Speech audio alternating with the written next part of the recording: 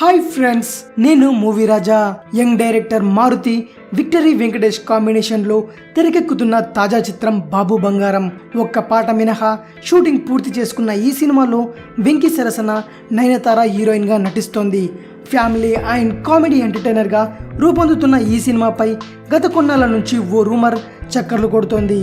ఈ మధ్య వెంకటేష్ నయనతార జంటగా రాధా అనే సినిమాని మారుతి తెరకెక్కించాలని ప్లాన్ చేయగా అది స్టార్ట్ కాకముందే ఆగిపోయింది. ఆ మూవీ స్టోరీనే కాస్త మార్పులు చేర్పులు చేసి బాబు బంగారం చిత్రాన్ని మారుతి తీస్తున్నట్టు పుకార్లు పుట్టుకొచ్చాయి. ఈ రూమర్లో ఎంత వాస్తవం ఉందని మారుతిని ప్రశ్నించగా అదంతా అబద్ధమని క్లారిటీ ఇచ్చారు. రాధా బాబు బంగారం సినిమాల కథలు రెండు వేర్వేరు అని, రాధా ఆగిపోవడంతో ఆ కథను పక్కకు పెట్టేశాను.